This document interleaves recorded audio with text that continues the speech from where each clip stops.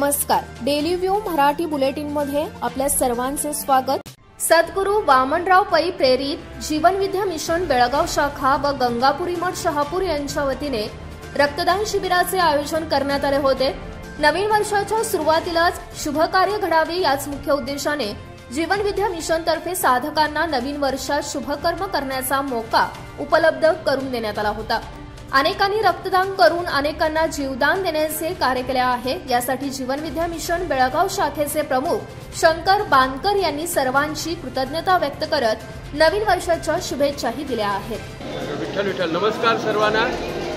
आज 31 खऱ्या अर्थानं एन्जॉय करायचा दिवस, वर्षाचा शेवटचा दिवस आहे।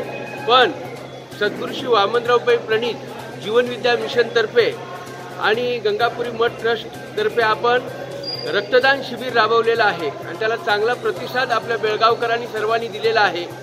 आम्ही सर्वांचे आभार मानतो, सर्वांची कृतज्ञता व्यक्त करतो। आजचा वर्षाचा शेवटचा दिवस, पण तरीसुद्धा आपण पुढच्या नवीन वर्षाला अगदी आपण एक चांगलं शुभकर्म आपल्या हातून केलेलं आहे।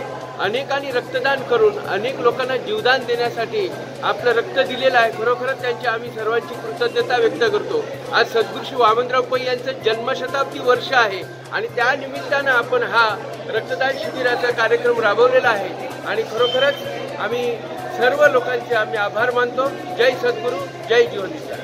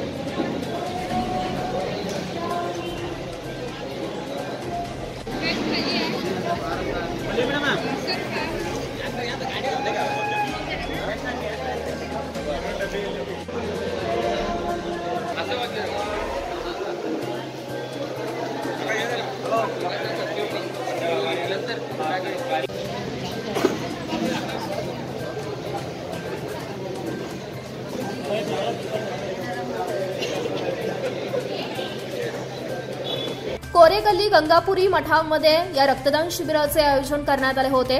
रक्तदान शिबिरामध्ये रक्तदान केलेल्या व्यक्तींना जीवनविद्या मिशन तर्फे प्रमाणपत्र देऊन गौरवण्यात आले। जवळपास 133 महिला व पुरुषांनी व युवा वर्गाने रक्तदान केले आहे। महादेव पवार, बेळगाव।